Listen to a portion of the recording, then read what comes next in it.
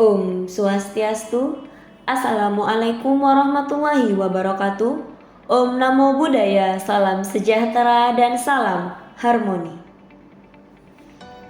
Baik, kami dari kelompok 5 pengembangan bahan ajar akan memaparkan materi mengenai prinsip-prinsip pengembangan bahan ajar.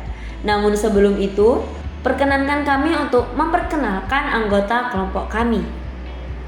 Baik, yang pertama ada Putu Kusuma Wilasita dari Pendidikan Matematika dengan NIM 20130111070.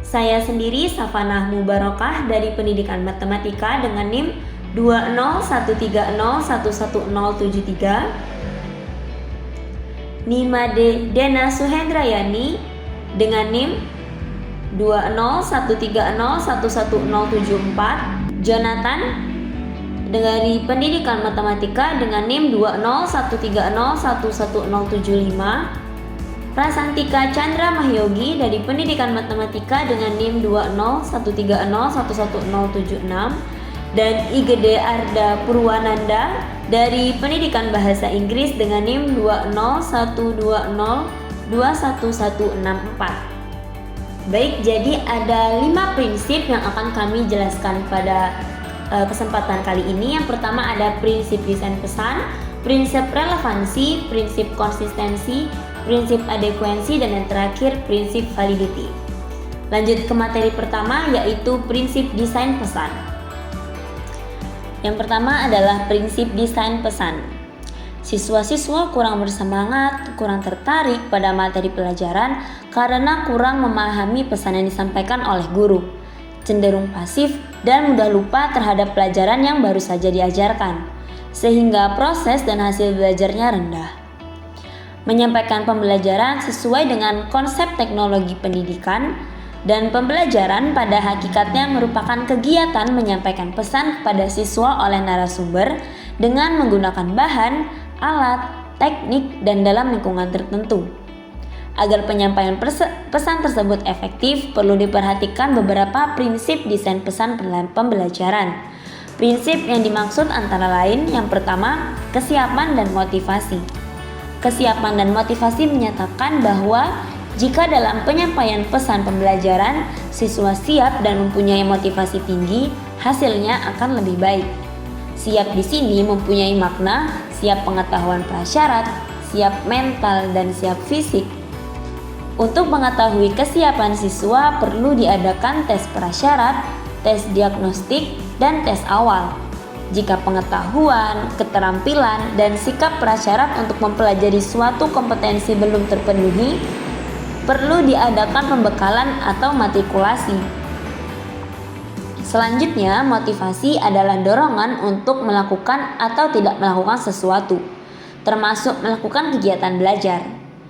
Dorongan yang dimaksud bisa berasal dari dalam diri siswa maupun dari luar diri siswa. Lanjut, ada penggunaan alat pemusat perhatian. Prinsip ini menyatakan bahwa jika dalam penyampaian pesan digunakan alat pemusat perhatian, hasil belajar akan meningkat. Hal ini didasarkan atas pemikiran bahwa perhatian yaitu terpusatnya mental terhadap suatu objek yang memegang peranan penting terhadap keberhasilan belajar. Semakin memperhatikan, semakin berhasil. Semakin tidak memperhatikan, semakin gagal. Baik, materi selanjutnya akan dijelaskan oleh rekan saya. Baik, terima kasih atas waktunya. Jadi saya akan menjelaskan prinsip desain pesan yang ketiga, yaitu partisipasi aktif siswa atau student active participation. Partisipasi aktif siswa dalam kegiatan pembelajaran. Jika siswa aktif berprestasi dan interaktif, hasil belajar akan menguatkan. Aktivitas siswa meliputi aktivitas mental atau memikirkan jawaban, merenungkan, membayangkan, dan merasakan, dan aktivitas fisik melakukan latihan, menjawab pertanyaan, mengarang, menulis, mengerjakan tugas, dan sebagainya. Jadi yang keempat yaitu pengulangan atau repetition. Jika penyampaian pesan pembelajaran diulang-ulang, maka hasil belajar akan lebih baik. Pengulangan dilakukan dengan mengulangi dengan cara yang berbeda-beda, yaitu perulangan dapat pula dilakukan dengan memberikan tinjauan selintas awal pada saat memulai pembelajaran dan ringkas atau kesimpulan pada akhir pembelajaran. Perulangan dapat pula dilakukan dengan jalan menggunakan kata-kata isyarat tertentu seperti sekali lagi, saya ulangi, dengan kata lain, singkat kata atau singkatnya dan sebagainya. Yang kelima, terdapat umpan balik atau feedback. Jika dalam penyampaian pesan siswa diberi umpan balik, hasil belajar akan meningkat. Umpan balik adalah informasi yang diberikan kepada siswa mengenai kemajuan pembelajaran. Jika salah, diberikan pembetulan atau korektif feedback, dan jika betul diberikan konfirmasi atau penguatan yaitu konfirmatif feedback. Siswa akan menjadi mantap kalau betul kemudian dibetulkan. Sebaiknya siswa akan tahu di mana letak kesalahannya jika salah diberitahu kesalahannya, kemudian dibetulkan secara teknis. Umpan balik diberikan dalam bentuk kunci jawaban yang benar. Oke, jadi sekian dari saya. Selanjutnya, prinsip relevansi atau keterkaitan akan dijelaskan oleh teman saya, yaitu Willa. Terima kasih. Baik, terima kasih atas kesempatannya. Perkenalkan, saya Putu Kusuma Wilasita dengan NIM akhir 070. Di sini saya akan melanjutkan materi mengenai prinsip relevansi. Relevansi sesuai dengan namanya, relevansi yang berarti kesesuaian, maka materi pembelajaran harus sesuai dengan tujuan standar kompetensi dan kompetensi dasar. Jadi, pelajaran yang diberikan harus berupa fakta, bukan konsep, prinsip, atau jenis materi yang berlebihan. Menurut ahli Mas Nur Muslis, menambahkan bahwa relevansi merupakan kesesuaian atau keserasian antara silabus dengan kebutuhan dan tuntunan kehidupan masyarakat pemakai lulusan. Sekian dari saya, terima kasih. Baik, terima kasih atas kesempatan yang diberikan kepada saya. Saya akan melanjutkan tentang materi prinsip konsistensi. Dalam pengembangan bahan ajar, terdapat beberapa prinsip yang harus diperhatikan. Salah satunya yaitu prinsip konsistensi. Prinsip konsistensi atau dapat dikenal sebagai keajegan merupakan suatu prinsip yang dimana terdapatnya keterhubungan yang konsisten antara kompetensi dasar, indikator, pengalaman belajar, materi pokok, sistem penilaian, dan sumber belajar.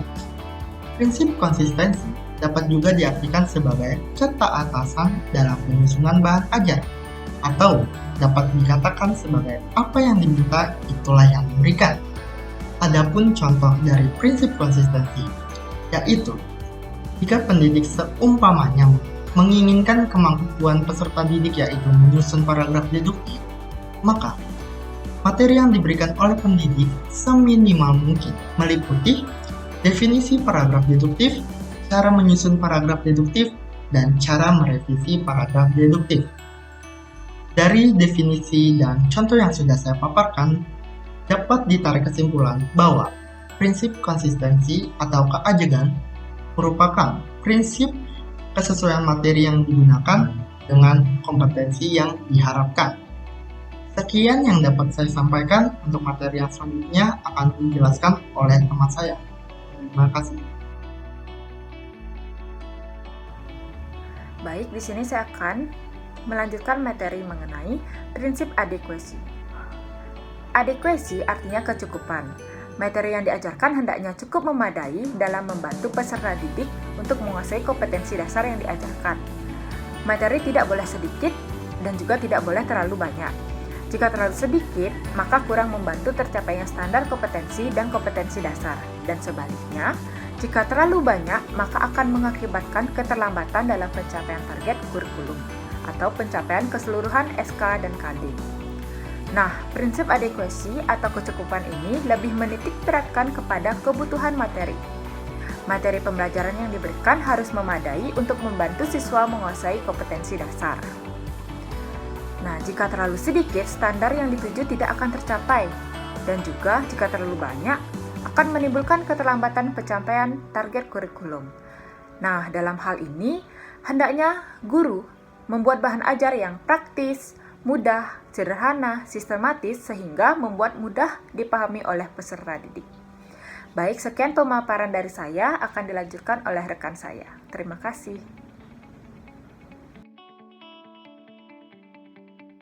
Baik, saya akan melanjutkan materi yang telah disampaikan oleh teman saya.